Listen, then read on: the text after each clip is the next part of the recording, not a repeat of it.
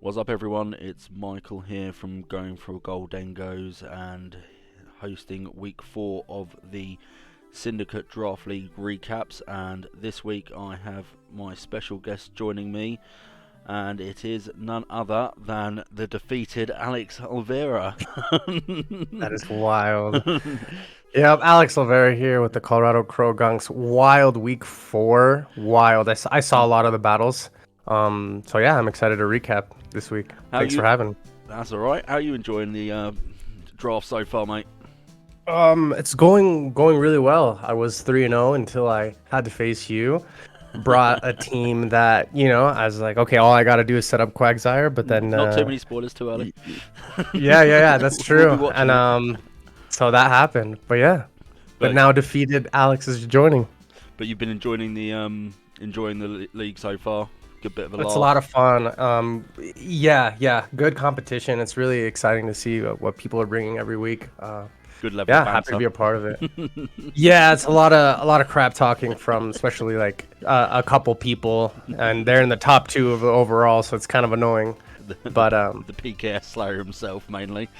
yeah, his name's 3 letters, and he's one of the most annoying people you meet, but he's cool, and I like him.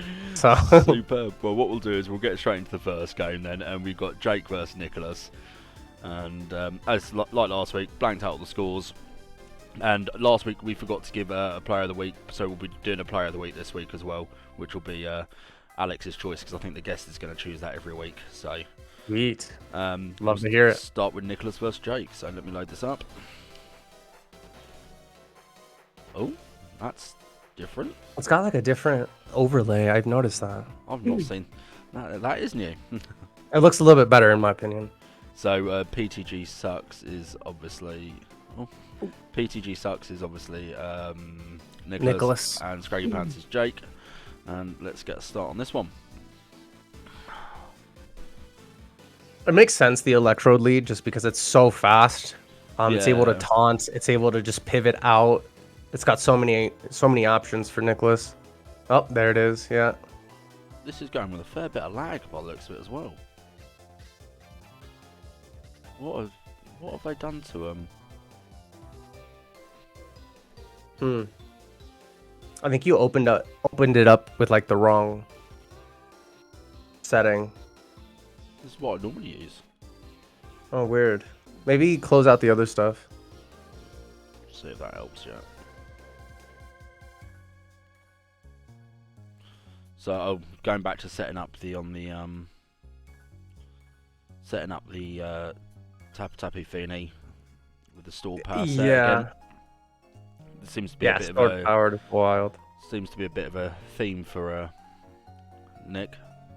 Yeah, and then here you're seeing that he did have taunt on the electrode, so I'm surprised, and he even said it himself. He's kind of kicking himself over the fact that he didn't taunt the Venusaur.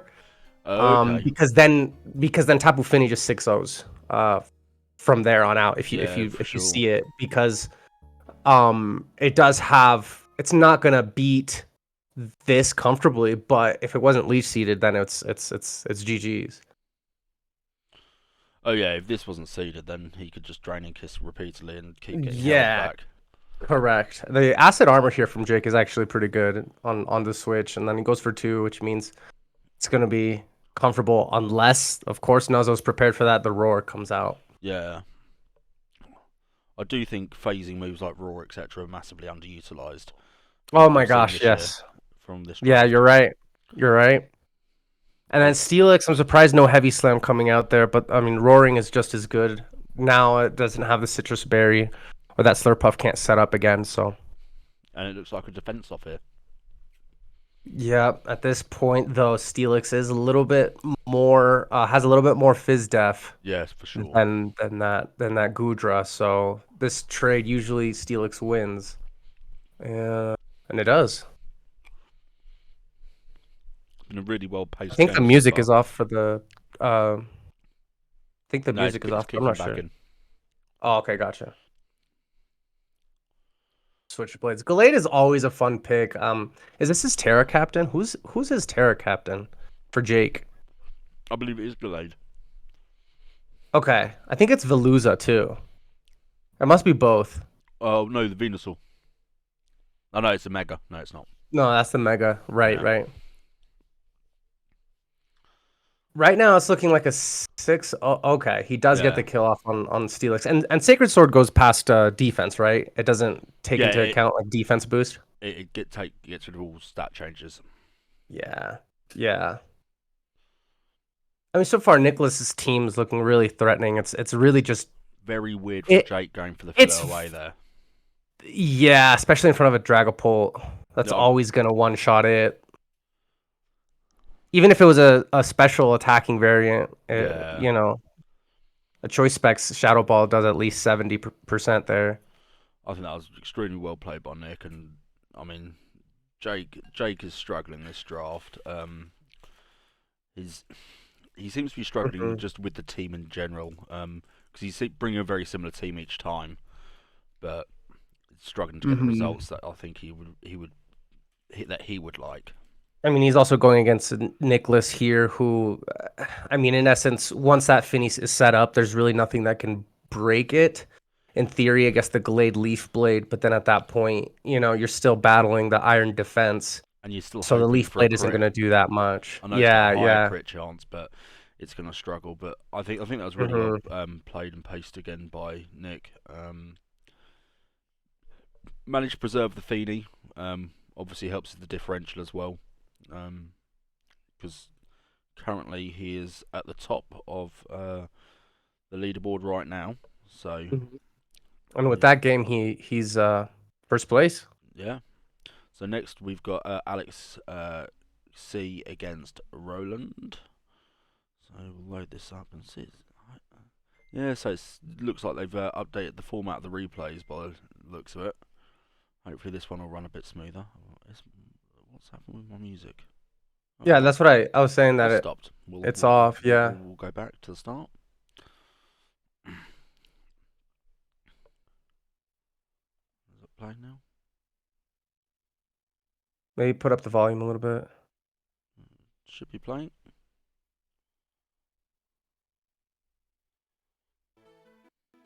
There we go. Got some music. So here. It's like Yeah. buffering, which is weird. Yeah, I don't know what's going on with the showdown at the moment. Is this new It's kind of heavy on the computer. Yeah, I it guess. must be, especially when I'm streaming at the same time. But we'll crack on anyway. So we've got as I said, we've got Alex up here up against it was Roland. Roland, and Yes. Roland is The VGC team. yes the VGC team, the Garchomp, etc. So let's get this one on the ray.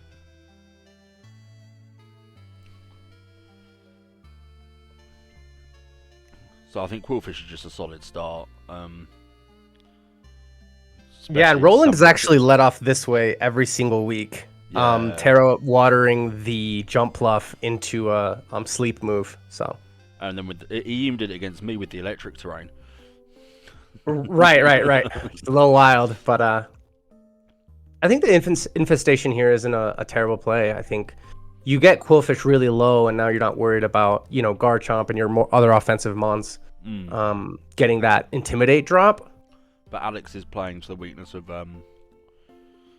Roland's team of no hazard removal, so just getting up as many Yeah, spikes, that's true. T spikes, etc.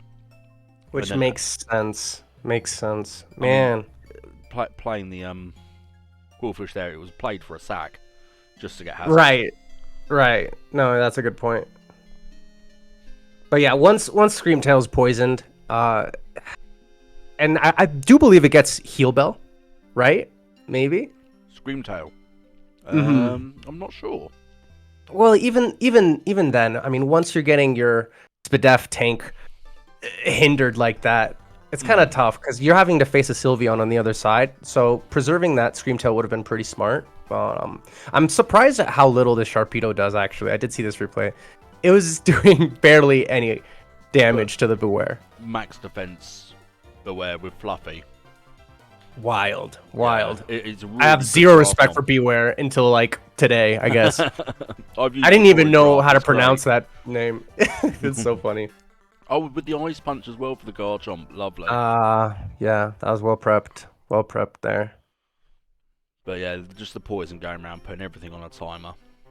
And I think he's And going to be relying on the the. thing, Sorry? the King Gambit, right? Is that what you're gonna say? Exactly. I think King Gambit is just like a get out of jail card. It can be an Uno reverse card at any moment. I mean, +5 with the Supreme Overlord, it could always come in and do so much work at the end of the day. So but he'd have to get every single play right. With the Sucker Punch shenanigans, Katao cleaving, Iron Heading. So Yeah. But no, it's been played very well here so far by Alex, not really getting sucked into anything. very conservative, right? I like Well, that's that. it. You're just trying to avoid the sleep, get your hazards up, and then just slowly break the team down. And that's exactly what he's doing perfectly every time here. And the fake out So, on that Iron Hands, it's not really had its proper attack yet. right. It seems like it's been more hindering than helpful there. And Sucker wouldn't have been enough there for the. I wonder how much it would have done. Probably 70%. Yeah, you're right. Probably would have done more than I'd expect, but yeah, it's just not Yeah. really enough, especially to break something as solid as a Zygarde. But yeah, I hope Roland makes some trades. It's the last week to make trades, and with a few tweaks, he could have a half decent team here. But I'd be inclined to bring something, if you really like Sleep, I'd be inclined to bring something that gets Spore. Just because Sleep Powder, that's 75%, it might as well be 25% chance you hit it. I feel like I miss Sleep Powder all the time. I don't think he's missed one yet. That is wild. I feel like I don't remember him missing a single Sleep Powder. Yeah, I feel like my accuracy is inverted. If it says 75%, it's 75% chance it's gonna miss. Exactly, I agree. So, yeah, another good win from Alex there up against Roland. Yeah, for sure. And fill that in, and then we got Simon against Jared. Yeah, Jared's been someone who's been. He had a rough start with losing 2 games, and then just seeing him kind of get more comfortable with his team, not being too defensive, but just kind of establishing pressure early on, and really, it seems like he's gotten to know his team. He's getting comfortable with his team, and he's using it well. I mean, he has got a really solid team. Like, it is really good. Right, and you just have to play almost offensive, like very aggressive off the bat. What Simon's bought is a bit wild here. Mm-hmm. Some big bulky stall in the last 3, but before that, it's the Rabombi. I'm not sure if that's going to be to try and get webs, but I don't know what for. And right, and you just on team preview, you just see the Primarina, and if it's just offensive, it just goes in. Yeah. It goes crazy here. Not even the Mega Aggron can do much about a Moon Blast or a Scald. Definitely. I did speak with Jared, and he talked about turn 1 move. Yeah. Oh! Yeah, and it's a Focus Blast because I think a superpower would not have done even half. So, there it is. It is Focus Blast. Yep. The Focus Miss, you mean? Yeah, that happens. 70% chance that it misses. Primarina's coming in, obviously putting a ton of pressure. Whirlpool is very surprising to me. It's very surprising to me there. Well, this is actually, it's a very similar set to what Nicholas Roma probably ran a couple of weeks ago, actually. Oh, yeah? I think he has Primarina also, right? Yeah, and he ran a Whirlpool set to trap the Chansey. Wow. Yeah. Against Chansey, it makes sense. I think it works here on Goodra, too. It does. I mean, you're forcing a switch. Mm-hmm. And that completely free knockoff on the most like the Chesto Resto Dondozo, I'm assuming. And which honestly, it's not bad here against Jared. Yeah, it's not bad. I really don't think it was terrible. Especially if it's more of a Spadef boosting nature. To take the Primarina hits comfortably, but yeah, losing the Chesto Berry is kind of tough here. And this is why Valiant's such a threat. He can run so many sets, and he hasn't been running mixed sets much, but he's actually got a mixed set in as well, which I think is the strongest way of running it.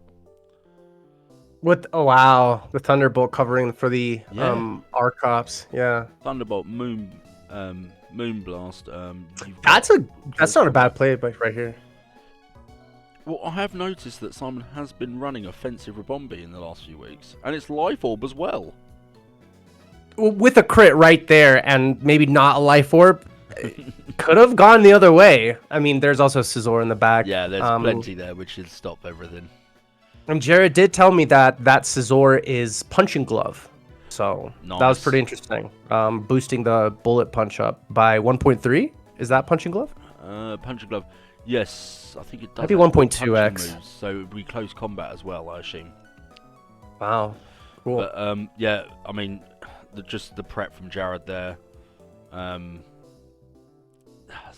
Simon's team just looked a bit lackluster put together.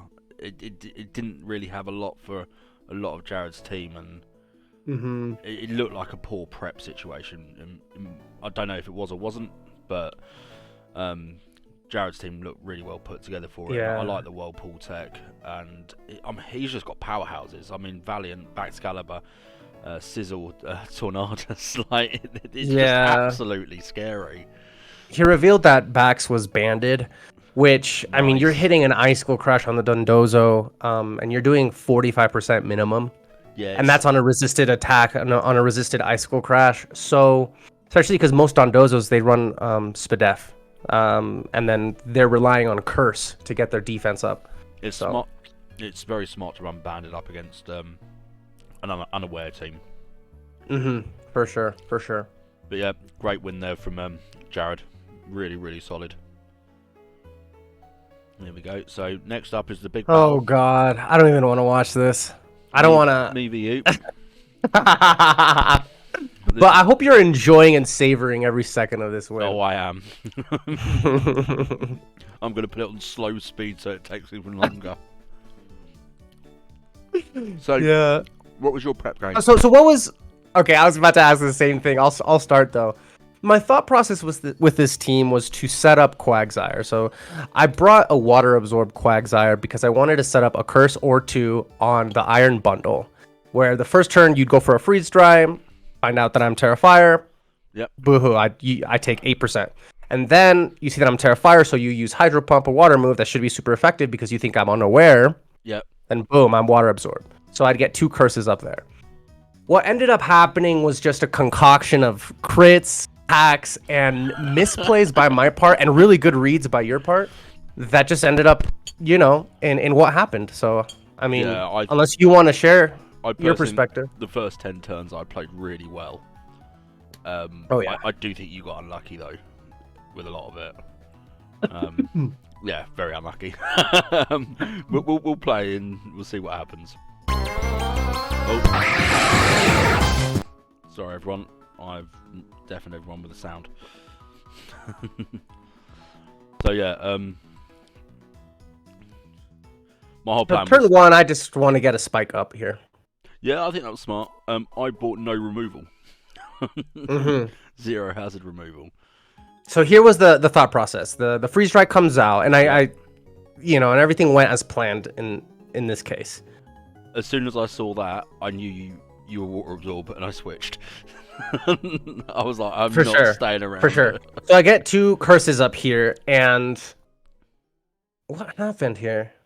I Terra Blast predicting the Terra flying. I am so surprised that. Okay, pause it. Please pause it. Okay. Why did you not switch out there? Like, I need like a deep into Michael's brain. Why didn't you switch out when I had a Quagsire there and I had Earthquake? I didn't think you were going to hit it. I didn't think you were going to press it. That's crazy. And no, props to you. Yeah, I think you. My thought was you were going to predict double. Right. And which would have done perfect because you could have gone Rabasca or you could have gone Iron Moth or. I knew I had nothing to take down that Quagsire, so that's crazy. Phasing it out, kicking myself right now, was my best move. But yeah, we'll continue. And then I thought you were gonna Terra flying. The Terra Ghost. The Terra Ghost was basically for a Sneasler here. You had nothing that could hit Sneasler could only do max, I think, was about 38. Well, I had Night Slash. I could have Did had you? Night Slash. Yeah. But I chose not to bring it here because I thought you were going to switch it out because you didn't want to lose your Trick Room win con. Fair enough. Because that was your Trick Room win con. Yes. Especially because Quagsire could not one-shot you.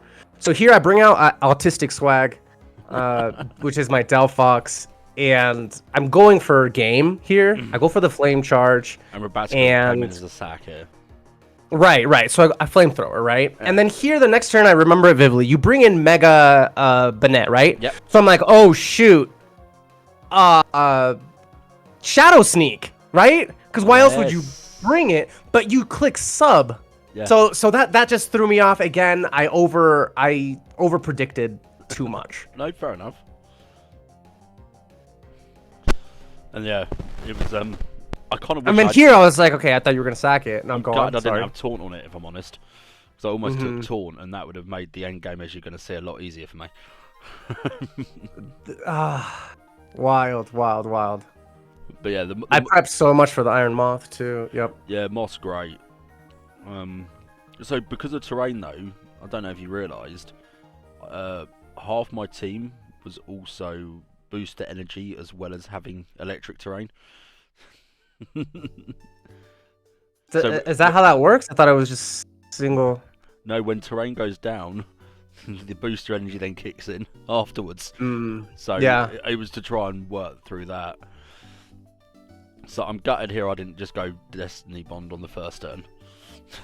that could have won you the game, honestly. Yeah. But then you would have had to hit a Hydro Pump, which has an 80% chance to miss. No, very true. It has so you'd have a 20% chance of missing essentially on the Delphox. I wasn't taking that because you'd probably hit it with how your luck was going this game. Because please do. It's basically just a bunch of bull crap. This is about 100 turns of this, I think. And there's mind games involved. See, like I Earthquake there, you could have Destiny Bond, yada yada. There's so much going on here. I'm trying to throw out knockoffs to preserve my Destiny Bonds. There's one important switch there. I make the switch out to Autistic Swag, and you hit the knockoff perfectly, and then boom, I basically lose my win con there. Again, because that was luck. That was just lucky timing. And because you didn't click knockoff previously for a couple turns. Yeah, I hadn't clicked it for a while. And here, can you go over Polosaur and see how many? Yeah, so I had 7 curses left and 6 recovers. And how many Destiny Bonds did you have? So I shouldn't have lost that. That was me. That was me losing the game. 3 left. You had 3 at this point, so I was just like, "There's no way he predicts it, and there's no way he wins this."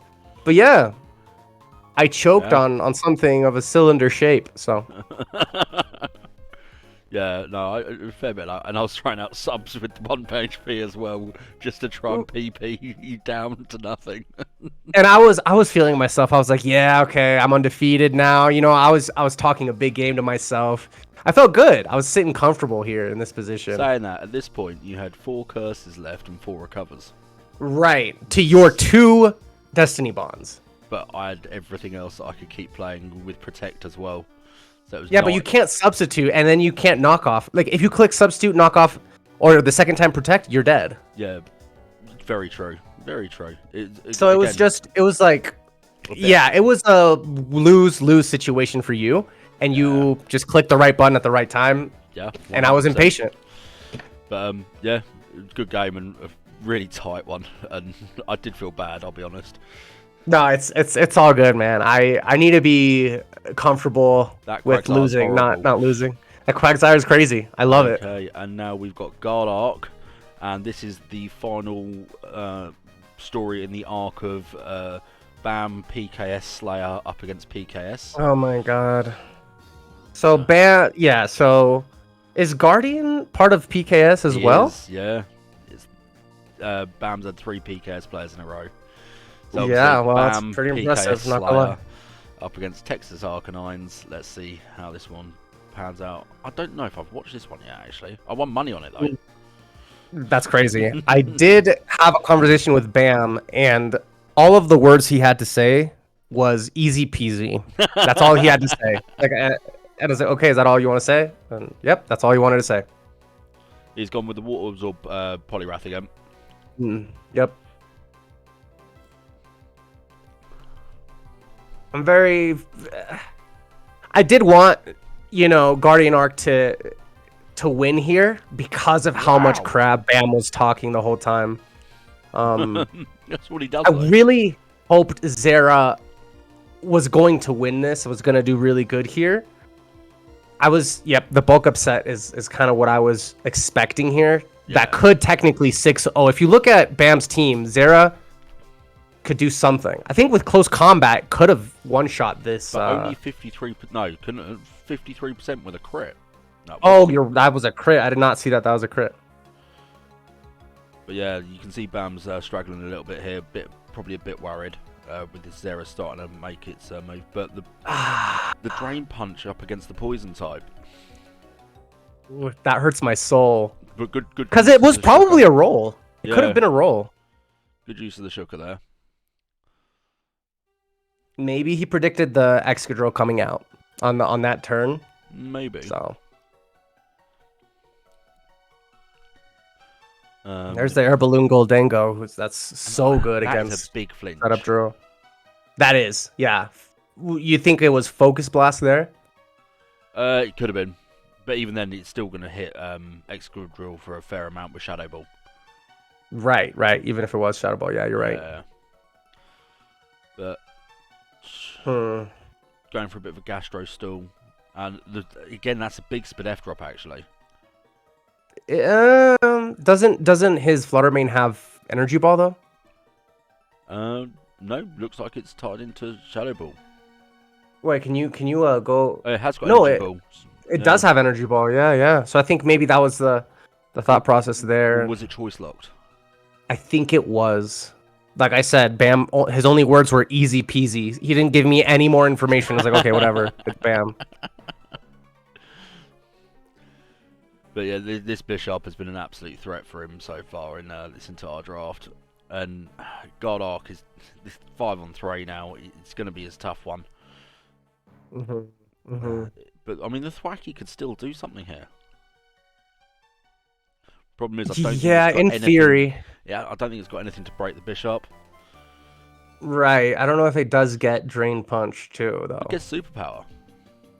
Well, I'm assuming it does because Rillaboom always did. And it has got Drain Punch. Oh, yeah.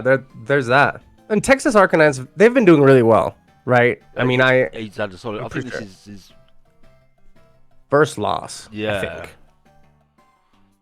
Well, I need to stop spoiling it. But the Mega Blastoise of his is such a threat, and I think he threw it away too early. I think if he had kept that in the back, he'd have had a lot higher chance. And right. So it's a Roost Togekiss. This is. But you can't Roost. Which no Speed F drops here, which I was surprised. But then the Gigalith's gonna come out. Yeah, and it's just setting up that Excadrill.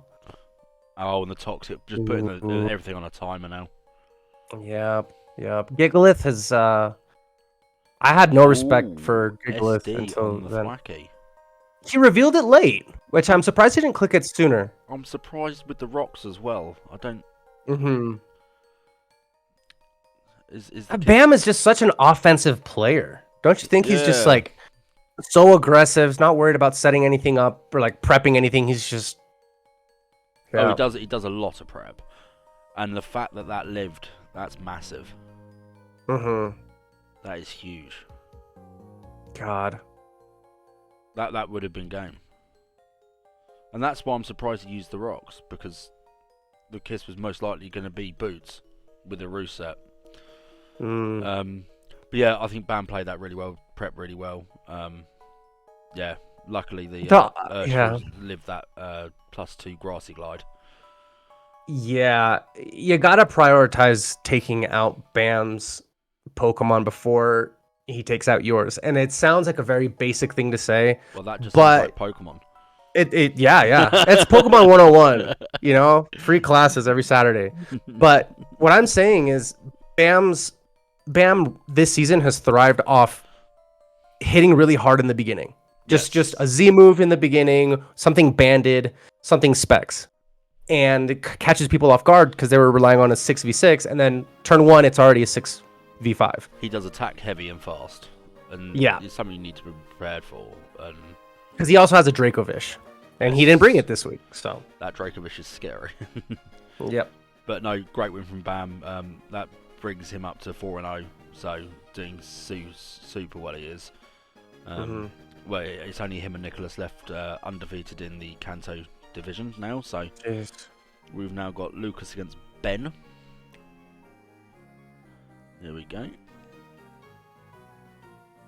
I don't think Lucas or Ben sent me any of the details. No. But Okay, and if I'm trying to remember who's who on this one, I think Lucas is LP starters.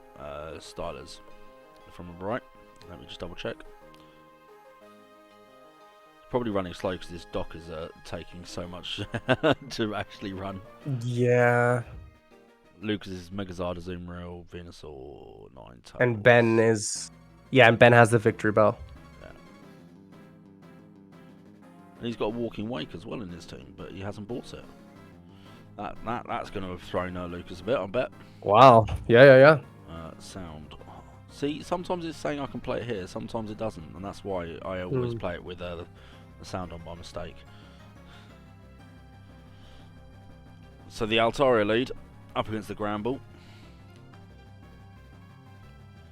Granbull here, not a huge amount of physical attackers on Lucas's side, apart from the Mega Lopunny, really. Oh, and I suppose the Azumarill. Good switch for the Heatran on the Sludge Bomb. And we've got a Balloon Clodsire, wow. That's wild. Probably to set something up against the Great Tusks. Oh, which has got the Psychic Fangs. Psychic Fang. Yeah, that gets me every time. And that is a big knockout on the Lycanroc there. So Lycanroc's one of his Terra captains, I believe. Gotcha. Ooh, that was dangerous. That's a lot. Because intimidating an Azumarill when it can be a Belly Drum. Yeah. Oh, and Super Fang, so it's going to be a full bulk set by the looks of it. It's probably really bulky. And I think the Venu was his Terra captain on Lucas's side as well. Oof. And Lopunny is also one of those Pokemon similar to King Gambit. It can just pull things out of the south. Yeah. Oh, and the Flame Body straight away. That's terrible. Yeah. I mean, that puts everything on the shoulders of Azumarill pretty much, or like a setup Altaria set. I think you'd struggle to get Altaria running from here because I'm assuming maybe the Great Tusk isn't carrying Ice Spinner. Yeah. But this Lopunny's almost useless now. And then Jake is Fishman, right? No, it's that's Ben. Yeah, Ben. It's Lucas. Okay. Ben. Oh, gotcha. Yeah. But yeah, then at this point, Ben, it seems like Victory Bell can just take it. Well, Victory Bell under Sun can be such a threat. Yeah, But yeah. The Altaria with the Cloud9. Oh, what? Rock Terra. But no Terra Blast. Victory Bell might not have Terra Blast yet. Cause is it in the games yet? Oh, maybe that's why. Yeah. I don't think it's in the games yet. I don't know.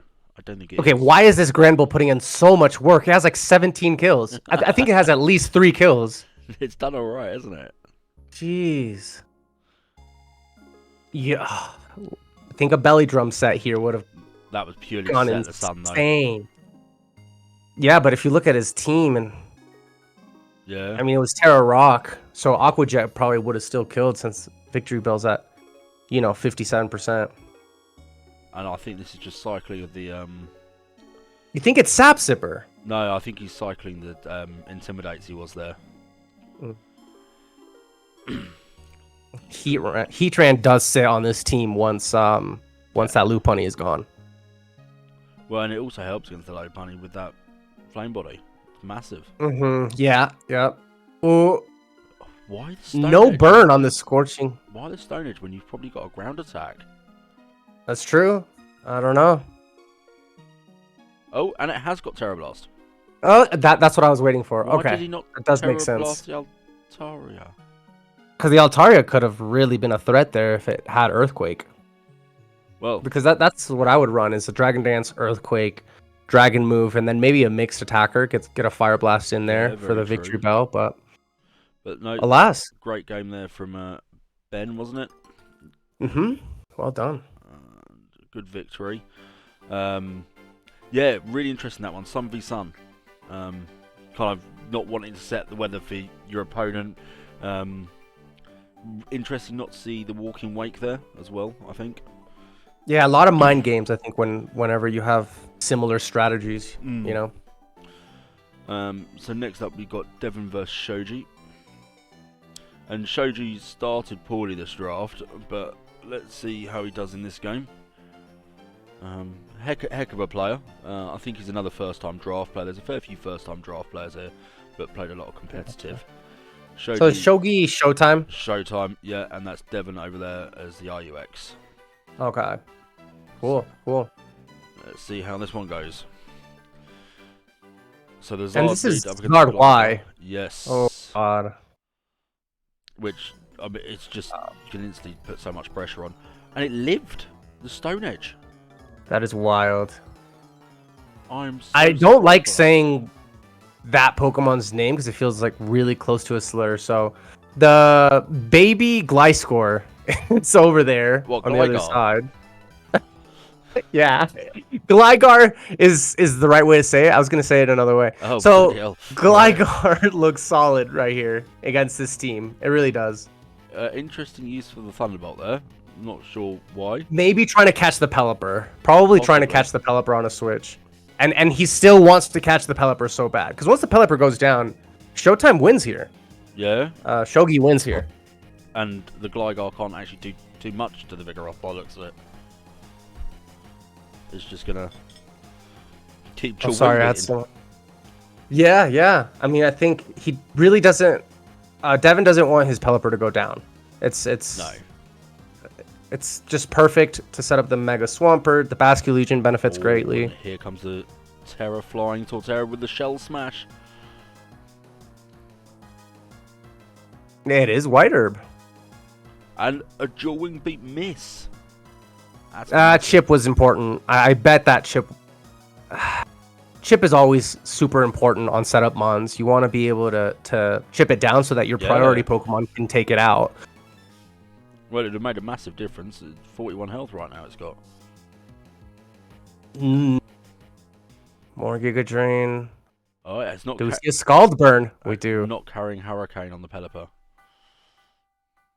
And I think Scald does more. That was mad bringing the Basculegion in there. Maybe I thought it outsped. Does it get Swift Swim? No, yeah. But why would you hard bring... That's... No, it was a hard switch. That's mad. Yeah. He doesn't want to lose his Pelipper. That's probably the thought process. I'd have sacked anything over the Basculegion.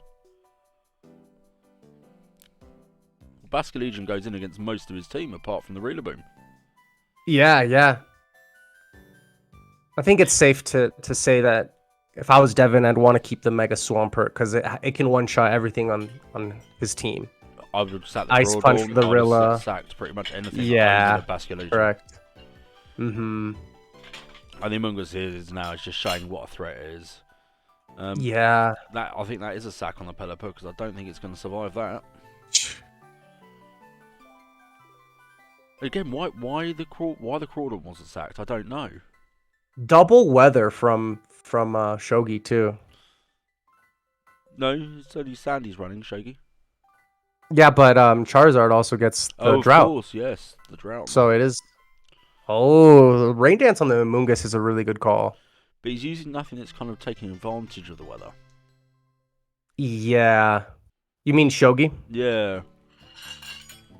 So he can switch in the weather setters without actually having to worry too much. Oh, and I think Charizard just clicks Weather Ball here. Yeah. Yep. Wow. Really well played by Shoji, I think. A few odd plays from Devon there. I definitely wouldn't have let the Basculegion go down personally. I thought the Gligar set was good though. Just solid. Just didn't really give Shoji much to do at the start. Shoji had to Yeah. work his way around that fairly well, but he is so rain dependent, Devon's team, that if you Yeah, disrupt that's that, true. it just starts falling to pieces. Mm-hmm. Great game And from I think Shoji, I thought. Shoji or Shogi? Shoji? Either or. Let's go with Shoji. Yeah, Shoji trying to catch the Pelipper early with the Thunderbolts. I see the intention. It would have been a big play. Yeah. But yeah, both players very careful, and yeah, it ended And how it did. now we have got Tevin up against The Paul. big Paul. Let's go. The new coach joining the Syndicate League, replacing Devon. Devon had other commitments and unfortunately couldn't play the rest of the tournament. But yep, Paul Arthur, the one, the only, the man, the myth, the rubbish Pokemon player that he is. The goated. He used to be rubbish, and now he's goated. No, never. Like 4 years ago. We've got, and then now he's better than everyone. Paul the Commencer obviously is Paul, and we're Squatch is, did I say it's Tevin? And Tevin's got quite a bulky, stally side here. Wow, that is yeah. Hopefully this game doesn't last too long. Yeah, I did get some thoughts from Paul naturally. Yeah. So you can just press play whenever you want. But cool. I like the Vikavolt lead. Huge. Originally 45 behind screens. yeah. So originally he was thinking of a sticky webs set, and then he decided to bring Specs. I was So going to say Specs that Vikavolt doing a lot Specs, of damage. That is, it's got to be. Mm-hmm.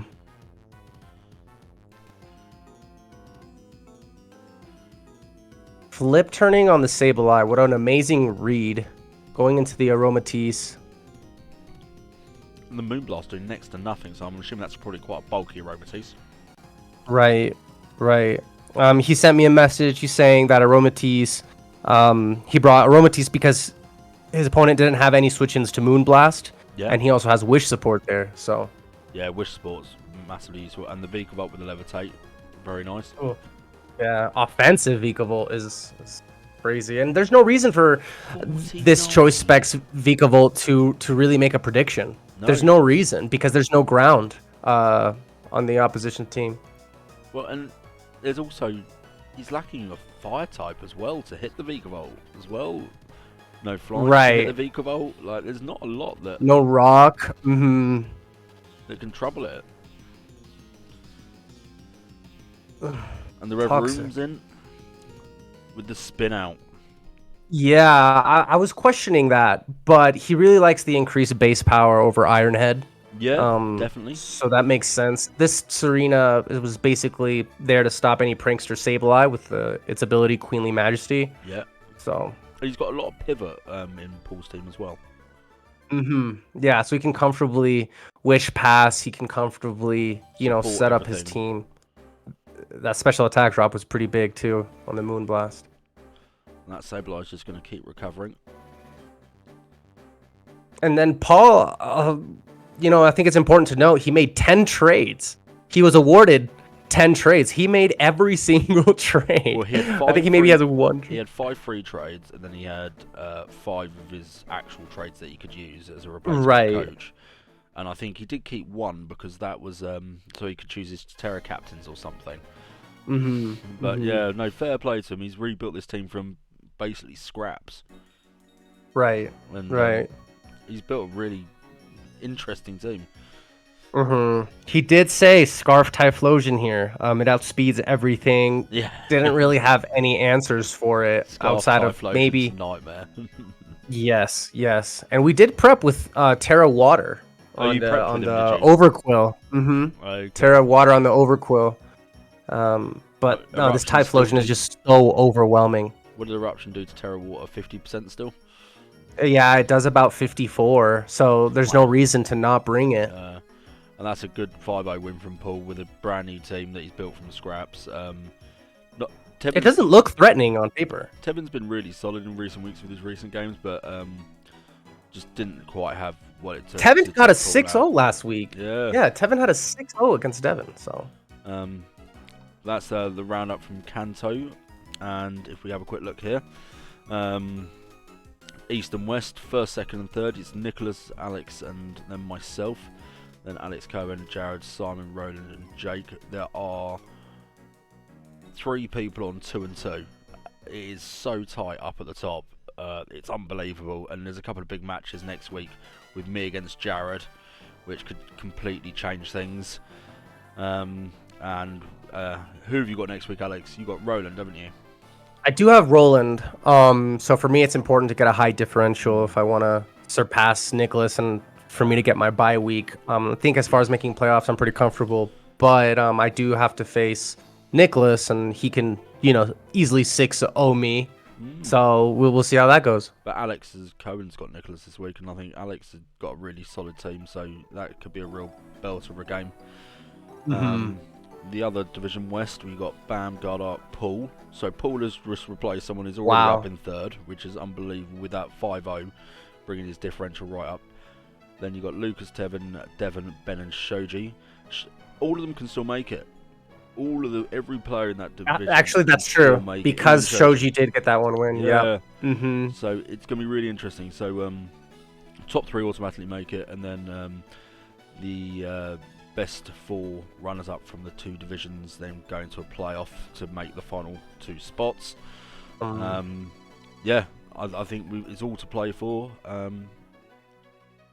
I think might be a couple of players who might be out of it now, with Roland and Jake maybe. But I mean, even if they put together a run of 3 good games, they can still put themselves in. Yeah, you're talking about. Yeah, you're right, and you're talking about maybe 6-0ing each one of their opponents. Yeah. So there's always a it's chance. possible. Is it possible? Yes. Anything can happen with Pokemon. Possible, but unlikely. Correct. Let's go into the Gala division. So we've got Daishon versus Scotty. So Scotty last week lost 1-0, and so Daishon lost 4-0. So both looking to get back on the road with a win. Yeah, both hungry for wins here. I did do some prep with Scotty here. And yeah, we just saw a lot of different scenarios could play out. Okay. Such a dangerous team on both ends, really. But more so, I think... who's Scotty's opponent here? What's his name? Daishon. Daishon just has such a threatening team. I mean, you look at Gardevoir, a Specs Gardevoir here goes crazy. A Scarf Gardevoir here goes crazy with Moonblast. But Calm Mind on the Gardevoir. That is... Yeah, it has potential. And with Trace, it got Prankster, so it's... Parting Shot goes through Sub. Oh, because it's a sound move. That makes sense. I mean, here it looks like it's GG's. No, because I'm assuming this is an unaware Clef. Yeah, that's the only way. Yeah, correct. Which is just going to start tanking more and more of these hits. Oof. Probably with some form of recovery. No, double special attack drop, though. That's unfortunate on Scott's side. Yes. But it's just building up the defenses, and it's just going to keep going, by the looks of it. Yeah, and then both of these Pokemon, both ends, they both have Underwear, so they both don't care about the defense or the stat raises. Excuse me. But is Clefable still powered by some chance? Oh, yep, and that's what I think he's about to reveal. And the stored power doesn't really work based off of stat increases. It more so just the move itself powers up. So that's why Skeledirge is gonna be taking quite a bit from a stored power. Yeah, it just increases the base power of the move, doesn't it? Mm-hmm. Yep, and then there it is. More than I thought. Yeah, 58 or 48% is huge. Guaranteed 3-hit KO, and then Clef does have the soft boiled there, so. And they're just both going to heal, and then hit each other, and then all 50. That 51 is worrying though for Daishon, because that's two high rolls, and so the 46 must have been a low roll. Mm-hmm. And has Daishon got anything that can break the Clefable? Oof. Yeah, a crit right there would have killed like 7 different Clefable families, but unfortunately. But it's just a soft-boiled Iron Head. Jeez. And there's the crit. And there is the crit. Hate to see it, but I'm sure he wanted a 6-0. I'm sure Scotty wanted a 6-0 for A nice for bringing the that. Gardevoir on the prankster, but nope, not for long. And the Oh, pursuit, okay. Scotty is Wild. loving the pursuit on this King Gambit. Wild. Low And then the kick, low kick tech for the Probo pass. Wild. and Wild, then run wild. away from the Great Tusk as fast as you can. Absolutely. And Great Tusk is a great bring here from Deshawn, especially Definitely. it does eventually reveal the ice move, but yeah, the Iron Head, strictly offensive, possibly Assault Vest, because I haven't seen any hazards come from his side. And then Gliscor dodging the Earthquake, as always. Yeah. Then He did bring a Spadef Gliscor here, I will have you know. Was it Spadef, was it? It's Spadef, yes. And he's just firing out Toxics on the B-Drill. He really wants to catch that that Great Tusks, which makes sense. I suppose so. And I wouldn't be surprised if he clicks Toxic again here. But you do see, it's U-turn again. Because the truth is, Baxcalibur can technically still win this. But even getting a Toxic on the Baxcalibur is lovely. Unless it's, yeah, correct. It can still win it. The Dragon Dance set can still win here. Protect, see what's going on. Let the Toxic do some damage. Switch out into something. And then, yeah, there's the Intimidate on the Hitbone top. Dang. And there's the big B. I will say, with Scotty for this match, we did 12 games for prep. I'm not going to lie. Wow. And he lost probably like 11 of those. You're loving the prep at the moment, mate. Yeah. I'm doing more prep for other people than I am for myself. Though I need to switch. I need to change that. Oh. But yeah. Predicting the switch there with the Earthquake. And I think that's kind of the mindset here for Deshawn. He needs to get some crits. He needs to make the right predictions. Yeah, you're chasing at this point, aren't you? Yeah. Being behind 5-2 is very difficult.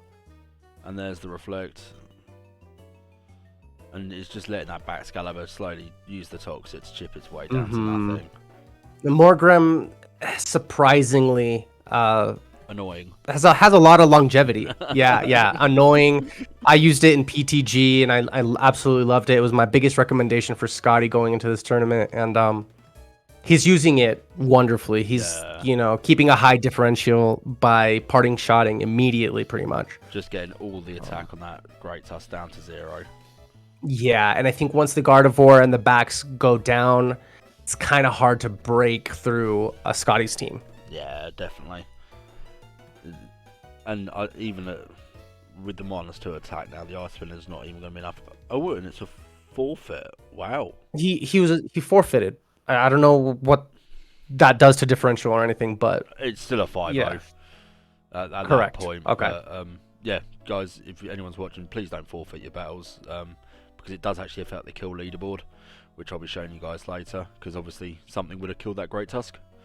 Yeah, it would have been one thing or another. Regardless of how your battle's going, how 0 chance you might feel like you have, play to the end. Yeah, it's just sportsmanship for the other opponent. Yeah, completely. But great win from Scotty, really well prepped. Yeah, solid game. Next we got Zeb versus James. Here we go.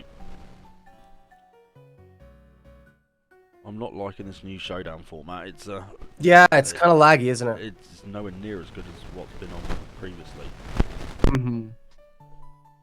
And this is James versus Zeb, and Zeb is GS, right? Zeb is GS. Yeah. Yes. Think so. Should we double check? So it's James versus Zeb, and it is. Who's got Blood Moon?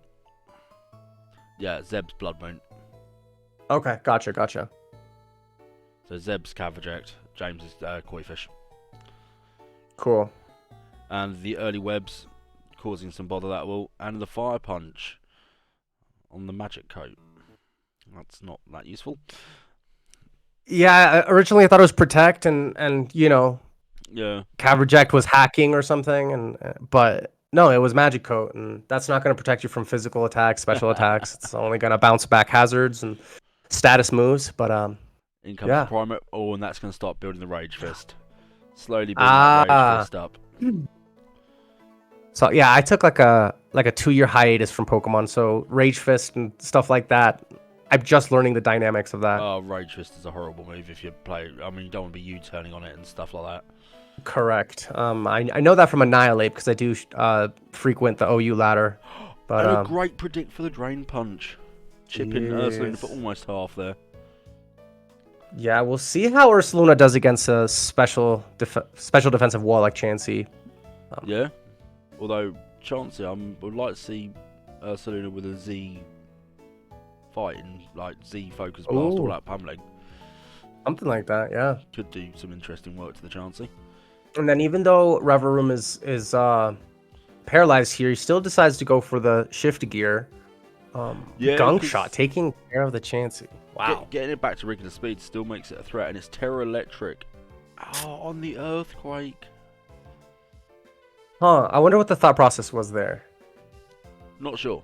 Oh, Terra Blast. It was an offensive decision. It was an offensive move. But it's still up against the Gary there. Probably not the best decision. Most Gyarados will be carrying an Earthquake or something along those lines. That does mean that it was Jolly, though. The Gyarados was Jolly, because after the +2 on the Reverum, it should outspeed Adamant Gyarados. Yeah.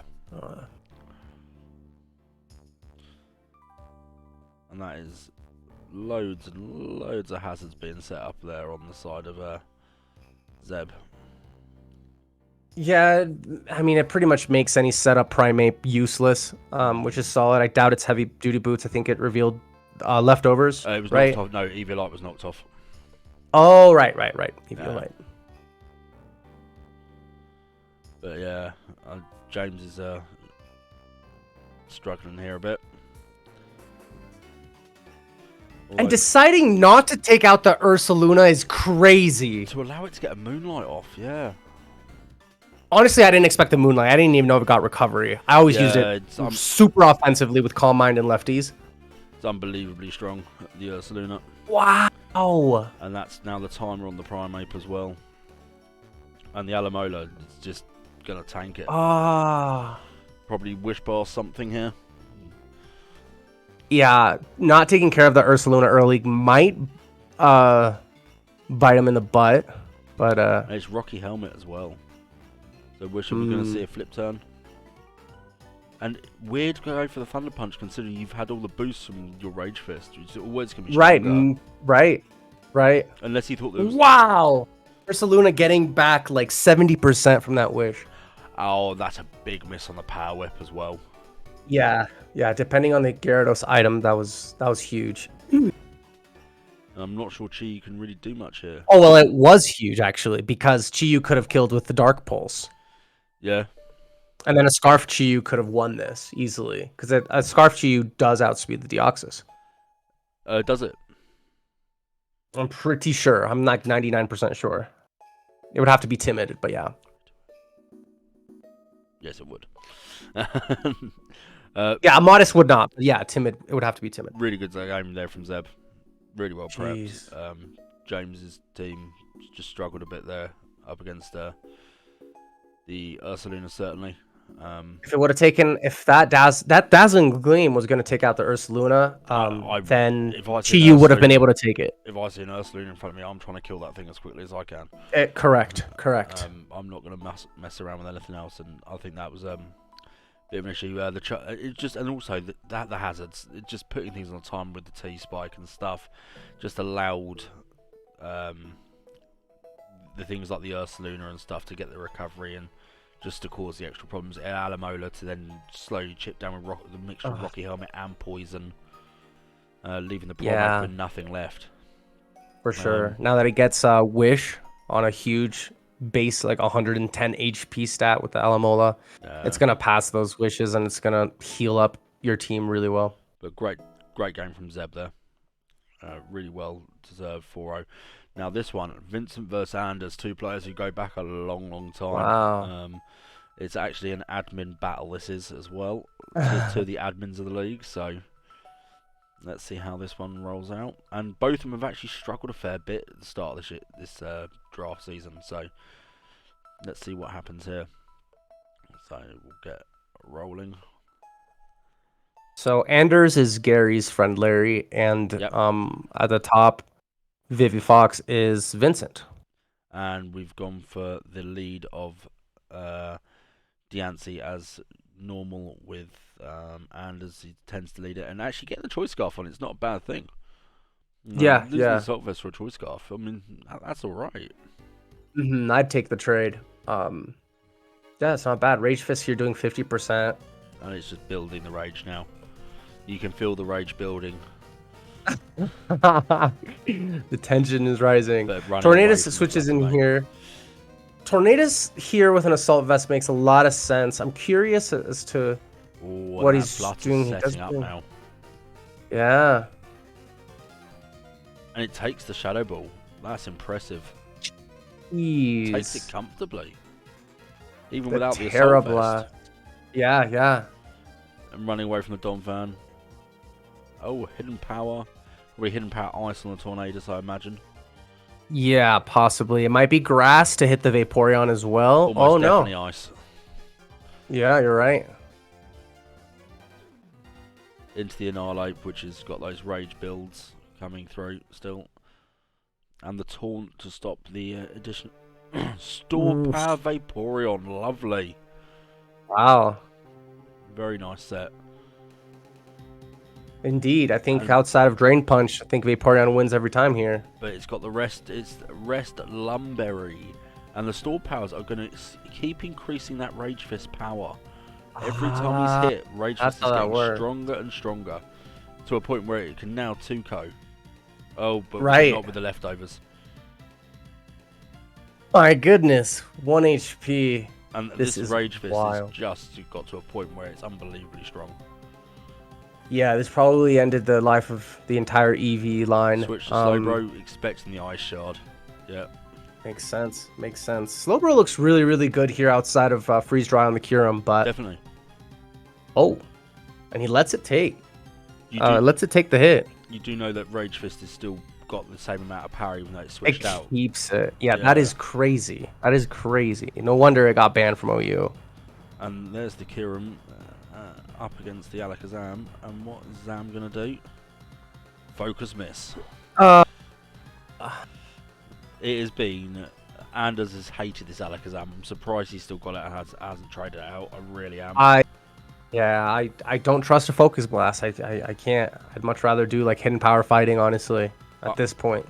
I haven't seen his Alakazam do work in any game yet. Jeez. Oh, nice rapid spin to get the Donphan speed boost. Vinny really trying to play his outs here. Right. But not sure he's got much left, especially with this Zygarde coming in. Yeah, I guess even Zygarde can set up here. Zygarde. Glaring could be good here as far as certain attacks not coming out from the Aggron is pretty helpful. I did not expect Heavy Slam out of the Aggron. He's got to hope for some hacks basically here at this point. Yeah. But I think the rocks are good because I don't think Annihilate's got enough health. No, it has. Oh, it has just got enough health, but taking the sack to get the Slowbro to heal back up a bit more. Interesting. Okay, yeah, no, that makes total sense. And is just trying to keep his regen core running nicely and into the Tornadus, yes. And again, it's all about that regen. And the Zam's wow. Okay, this is a crazy battle. I didn't see this battle. So you know what I said? We hadn't seen a lot of phasing moves. Yeah. We've seen until there. We've seen 3 this week. A Scarf Kyurem can take this, but I don't think that's the item on the Kyurem, right? Not sure, but did he reveal item? Bleakwind miss. Oh no! Oh wow! That game must have been a. I feel that was tough to lose. Sorry for Anders. I would have hated to lose that because 2 massive misses in that. Yeah, he could have ran Hurricane. Yeah. Which is 70% chance to hit, but he chose Bleakwind Storm because probably because of better accuracy, and he still misses. That's tough. That hurts, man. Yeah, that's a rough one. Now we've got Christian versus Nicholas. So we'll go with this one. And you're a big fan, Nicholas. I'm gonna use the bathroom real quick, so I'll let you take no this problems. Well, I can stall and wait for a bit if you want. one. For sure. No, I mean, no problem. You can take this one. I'll be right back. Okay, so this one we've got Nicholas here as Carablast / Club up against Christian down here, and Nicholas, I think he's also undefeated so far.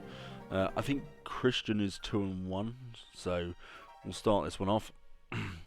And very aggressive from Christian with the Roaring Moon. Nicholas with the Landorus with the Intimidate, bouncing it out with the U-turn on the hard switch. Deoxys is in against the Gary now, and is the Gary going to try and set up? We've got the substitute from the Deoxys, and a massive superpower there to take out the Gyarados. Into the Roaring Moon, and I wonder why he didn't go for this superpower again. Maybe is Deoxys slower? Possibly slower, because I'm surprised he didn't go straight in for the superpower. Strange Steam, normal Wheezing, and that seems a bit of a stalemate. And we've got some T-Spikes going up. This Landorus going around, just throwing around the Intimidates, keeping that Roaring Moon in check. And big damage with the U-turn into the Deoxys. And I'm assuming it's, yes, extreme speed to take out the rest of Roaring Moon's health. Poison on a Wheezing, always funny to see that is. You've got to love those kinds of things with Terra now, where you can actually poison a poison type so easily. And actually it gets rid of his removal as well. Alright, I'm back. We've just got to the interesting part where the Garbodor and the Hawlucha last about 10-15 turns of trying to set up on Hawlucha and just not working. Wow. So this Garbodor is absolutely massively bulky, and this Hawlucha with Roost, it just goes back and forth for a little while, this does. So one attack Hawlucha. What is the attack? I'm assuming it will be... I'm actually not sure. Probably a flying move. It's probably acrobatics. It's got to be, because you wouldn't be trying to stay on the Garbodor, would you? So acrobatics would make a lot of sense. Yeah, and he's just playing with the Spadef drops at this point. And the clear smog. It's a losing battle for this Hawlucha right here. I mean, Nick could easily bring in the Goldengo here. He's True. pretty much just toying with the Hawlucha, because he's going to be a fighting or a flying attack, really. Right. Yeah, you don't win this stall battle with the Garbodor, because he has a ton of clear smogs, ton of psychics. And this He's playing with a crit and a Spadef drop. Yeah. And it's surprising he hasn't actually got a Spadef drop yet. Yeah, exactly. They feel more... He did get one in the beginning. It's dual wing beat. And on the Rocky helmet, the Garbodor knocks itself out. No! The Lando into the Slivala, just knocking that attack stat down. Every bit of setup that Christian's trying to use is not working. Lovely, the Achi Berry to stop the Ice Beam knocking out. Although I don't think that would have even knocked out. Yeah, probably. Lando would have lived a little bit, but Zera could always pull it back outside of Scarfed Regidrago here. And that was Hidden Power Ice on the... Zera. Oh, and actually... Well, right, but Zera could have play roughed here, but Nicholas reveals the Steel Terra on the Regidrago. Sub-Terra Steel with the Dragon Dance and the Scale Shot. Yeah, no, it's just set up City over here with Regidrago. It's gonna set up on whoever, frankly. Well, as much as Christian's tried to set up, Nick has actually set up and done the damage. Yeah. And I think that flamethrower there, only doing like 40%. It's crazy. And the Scale Shot taking down the Zara, and it was a loaded dice Regidrago. Yeah, wow. Nick 5-0, and again another fantastic battle from him. And Christian did not play poorly either. That wasn't a poorly played game. Maybe that Hawlucha could have been a little bit better thought out, but Under the right circumstances, Halucha could have won that. I think Christian's getting found out a bit because he has one play style which is set up and try and sweep. And as soon as you know that, there's enough counter play around that. And correct. The 2 games I've seen him lose, they've been ready for him to set up and then just counter sweep. For sure. Next we've got Stuart versus Jeremy. This game, no idea what happens in this one, so this will be the first time I've watched it. Well, I know Stuart is PKS, and so he received help from David. Isn't Stuart GS? He's Goon Squad. Yes. PKS. And PKS Jeremy. Frost is Jeremy, correct. Yeah. So let's see how this one goes. And again, the Blastoise, the Grimmsnarl, really good combinations there. Wow. Straight in with a Memento. That is interesting. Early sack. Yeah, I mean, he's going all in on the setup with Como, it seems. That is huge. Ooh.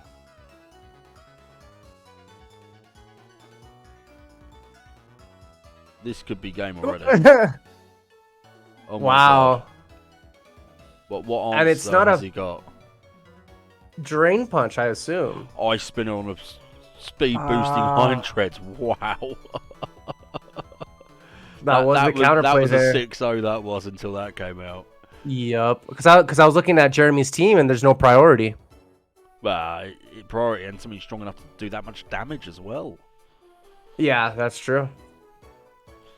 Nice use the Raging Bull to get rid of screens. Nice. Hoping for a school burn there on the Haxorus. Probably going for another one. Hoping for another school burn. And there it is. Oh, I assumed it was Lumberry because it was comfortable setting up Dragon Dances on it. And we've got a Z Devastating Drake, but on the Sizzle switching, and the Sizzle eats that easily. Wow, Earthquake doing 20% is pretty embarrassing. And U-turn doing 46 in return. Yeah. Easy Aurora Veil. Ooh, Ironhead. Okay. Yeah. It's kind of difficult here because this Blastoise can always win it. It's just the truth. I mean, Amnesia. What I'd have liked to have seen is the Torterra come in with a Mirror Herb or something. Yeah. Crazy prep from Stuart though, revealing the Mirror Code on that Mantine. Oh, the Rock Slide doing 58. But not enough from the Mantine to take out the Tauros. Interesting switch here.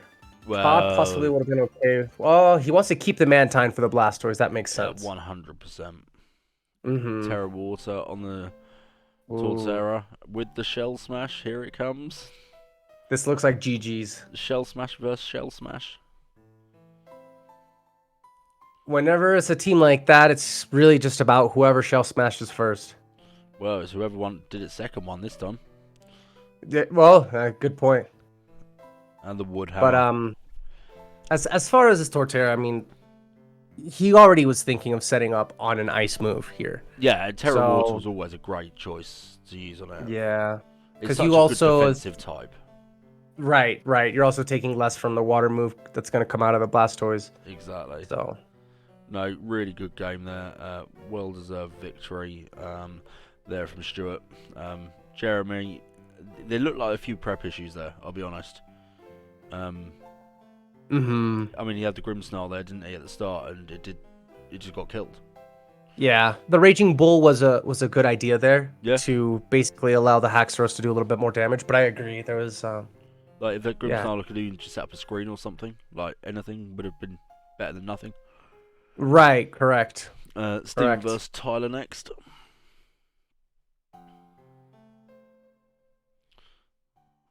There we go. And Stephen Poke Technician and Tyler GS Fujags. So here we run with this one. And we got a bit of a water team here from Stephen's end with the Kabutops, the Kilowattrel, the Pelipper and the Overquill. But straight away knocked out by the Walking Wake with a massive Draco Meteor. And we did discuss this. I discussed this with Steven, and I even ran a couple mocks. Very difficult matchup. If you're looking at Poke Technician, which is Steven there, his matchup is very difficult against that Walking Wake. The Walking Wake, Definitely. in theory, 6-0s. I have to say, Steven's lucky the Whimsicott's not carrying out on call there to stop the Dragon Dance. That's true. Whimsicott is a pain in the butt here in this matchup too. And the Weather War continues. And the funny thing here is that Walking Wake thrives in any weather. So Yes. regardless of what weather it is in, well, outside sandstorm, but rain or sun, which is what is being brought here. Vital It's Spirit great. of the Magmortar to stop the sleep. Love that. Very interesting to choose that over Flame Body, Yeah, but it worked out there. It did work out there. and it's just. Yeah, it's tough. What do you switch into a Drake, like into a Walking Wake? Yeah, Especially if you're not you're carrying sacking, a fairy. correct. You're dependent on your Terra. You're dependent on, misplays. It's tough.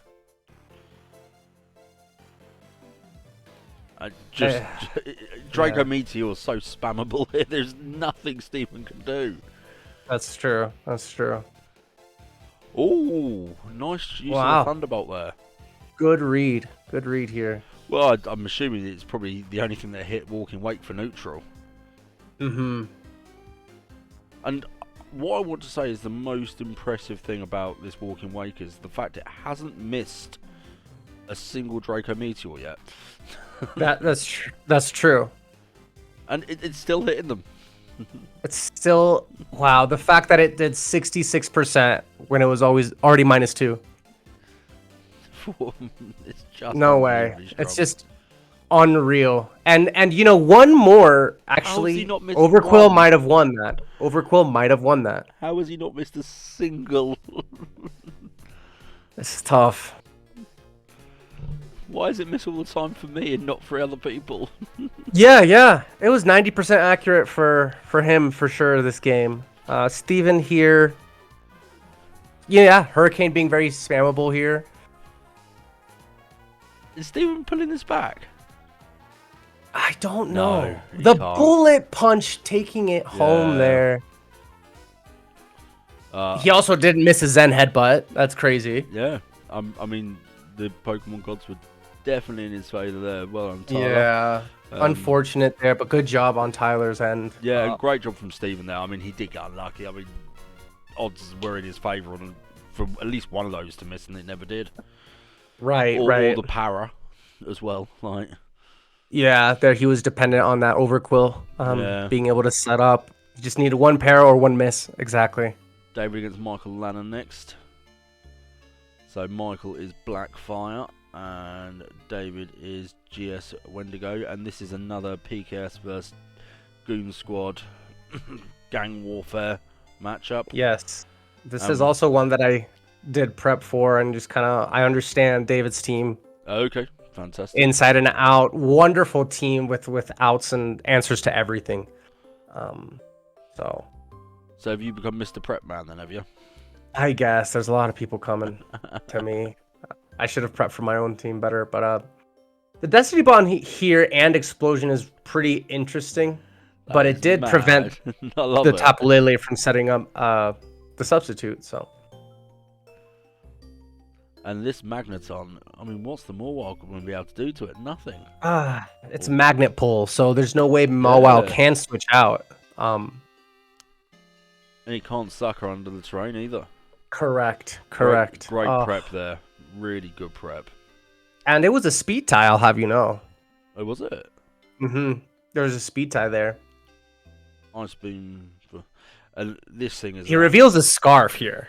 He does reveal the scarf, Yeah. and it's just unstoppable at this point. All he has to do is basically just stall out the sand. But, so I think it was a matchup win.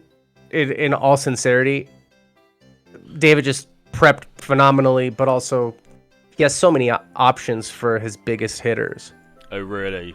After you trap the Mega Mawile, it's 6-5 at that point. You think Michael had trouble with the actual matchup itself as opposed to... He had a trouble breaking through the core of Magneton, Seismitoad, Frostmoth, because Okay. you can't hit any one move to any of those.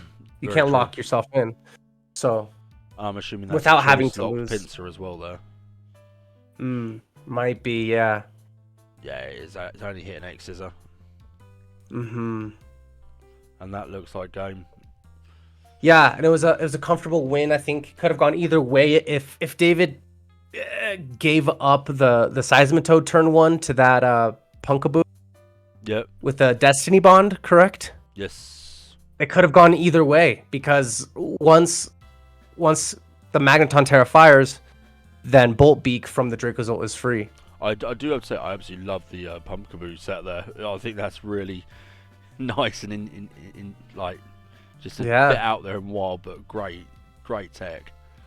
I like the versatility of those in draft. I too have a grass ghost Pokemon in Bramblegast, and the versatility there is crazy. And now we've got Juliana up against Jamie. Juliana is Amber Rain. Jamie is PKS Wayman. And this is the final match, so we'll get this one underway. So, lead Mega Lopunny, straight Mega, fake out. Juliana is kind of known for using this tactic a fair bit. Bring it out. Yeah, it seems pretty comfortable with the Lopunny. Always gets a lot of mileage out of it. Always. And here comes the Flygon. Okay, can I be honest? We're going to go back to my match. This is what I thought you were going to bring against me because of the Celesteela. I think this is a Terra Fire, right? On the Flygon. I'm pretty sure. Nice. Stone Edge doing 80% is unheard of. Lived the Hidden Power. I'm assuming that was Hidden Power Ice. Interesting using the Stone Edge because it misses so regularly. I really don't like Stone Edge. Stone Edge is terrifying to me. She seems to be bringing it quite regularly, so...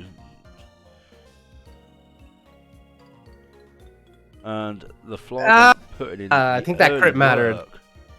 Yeah, I think the crit mattered there. Sandaconda's very defensive. Maybe. I don't know. It could have been a roll, honestly. Maybe. Tinkaton up against the Iron Moth. And Iron Moth all behind a sub now as well. That is not something you want to see. With an agility and a special attack raise. But the Encore through the sub. Massive. Yeah, that's tough. And predicting the switch in that ice Pokemon. Really well played by Juliana here. This is the best I've seen her play. Staying in on the Iron Moth is crazy when you have a Cereal Edge. Yeah. But it lives the Fiery Dance. Lives the Fire Dance and Encores, which means that Whereas Encore Cereal Edge comes in. Sub up again or something. This is a questionable play here. It could have been a crit and then could have lost because Iron Valiant could have pulled it. Yeah. Triple Axe was an interesting choice in the Valiant as well, actually. From the Lopunny. Is but yeah. Return or it? I suppose. I still think Return might have done more. Yeah, Juliana got so much mileage out of that Tinkaton with the Encore, and it's a specialty. She's brought it the weeks before too. Yeah, definitely. And just completely messed up other people's setup. Well, I think that is Juliana's first win on the Syndicate. I think it's his second. No, it's the first. It's the first. Oh yeah, you're right because she played Steven last week and she really had. Ran close. Yeah, it was a close match. It was 3-0, but it was still close. So we'll have a quick look through the leaderboard here. Nicholas is the only undefeated person in the Gala division left. So it's Nicholas. Nicholas is top of North with Zeb and Scotty chasing. Scotty 2-2 he is. So I mean it is massively tight from third place all the way down to sixth, with 4 players in 2-2. Could go either way there on that third place. Yep. Definitely. Anders with 1 and 3, still with a great shout of making it, and Deshaun unfortunately 0 and 4 at the bottom. The only person to be 0 and 4 as well in the Gala division. South we've got David, Jeremy, Stephen, Jamie, Tyler, Stuart, Juliana, and then Michael. All of them again with a great shot of actually making the playoffs. Right. Really hotly contested this division. No, it's exciting to see how close it is because anything can happen. Naturally, a lot of people in first place they have their spot secured because you see Nicholas, then the other Nicholas also Yeah. having undefeated records. Bam also being pretty high up there. There's just a lot of people who have really really solid records that are undefeated, and 4 wins has got you it's safe. more correct. It's more of that third place in Yes. this league everywhere. It's contested. Yeah, no, definitely. So, Alex, we need you to select the player of the week, if you could. So I'd like to divide it into, I guess, Kanto and then Galar. 100%. If you can scroll down a little bit. I mean, naturally, I think the obvious pick here would be Nicholas, just because of his overwhelming victories against 4 different people. It's only for this week, though. Only for this week. Only for this week. Yeah. I think as far as performances for this week, I do want to give it to Jared, though. Yeah. I don't Jared here is playing very offensive. He's not settling back. He doesn't have the best record, but I think he has big chances. He needed the 5-0 this week. He needed not only the win, but also the differential, the high differential. So him bringing a very offensive team here and just knowing what he needs and executing it is huge. So I'm going to give player of the week for the Kanto region to Jared for sure. And the Gala division. I would have given it to you, but you won against me. So I'm not in Gala. No, I mean in what, for the Kanto. Oh, okay. Yeah, I think I should have won it, but it's fine. Don't worry. Who are you going to give it to for the Gala division then? Here I am stuck between 2 people. And the 2 people are Scotty and Juliana. Yeah. But just because both had good wins this week. I'm looking it over, and yeah, Stuart also had a massive win against Jeremy here. He really needed that win. It was a Goon Squad versus PKS battle as well, so that has a lot of implications to other people outside of probably myself and you. Yeah. But yeah, I think here this week I'm going to give it to Juliana just because she did have a really rough. I hate you. I don't even know what she looks like. I don't even know. Is she? No, Never mind. I thought she had a great game. Actually, she played it really well, and actually, I think she could have won it by more than 3. Yeah, and I think what's impressive is that she went 1-3. Yeah. She's in last place. She was in last place. Yeah. With this win, it brings her up to 7th, but now she's in contention to that 3rd. So I think that was very clutch. So yeah, I'll give player of the week from Galar's end to Juliana. I think that's very fair. And we'll quickly have a quick look over the kill leaderboard.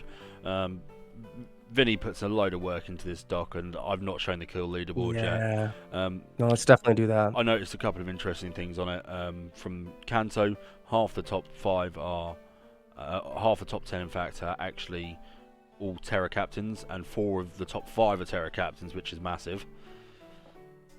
Yeah. I also noticed that Huge. I'm the only person that featured Oh my god. twice in the top 10 as well. So. I'm shaking my head at you because you had to dig deep to find some kind of credential for yourself. I need something. Props though. I mean props. You do have that Flygon, which is just so solid. Do you know what scares me? One of the people in 11th pool, and he's only played 1 game. That is true, and he might get more because that Scarfed Eruption is crazy. I do want to talk about Nuzzo's Lucario up there. Yeah. Whoever's facing him, it's an impending threat there. It's terrifying. It's gonna sword stance. It's gonna bullet punch, extreme speed. It can vacuum. Close It can hit you combat. from physical and special attack. It doesn't care. It can nasty plot, so can't it? it can nasty plot. It can flash cannon, focus blast, a vacuum wave, so it can nightmare. get priority on that too. You can run a bulky nasty plot set and then just vacuum wave, and then obviously it being Terra is wild there. And then if we have a look at over in the Gala division, only 1 Terra captain's actually made it in Reveroom, funnily enough.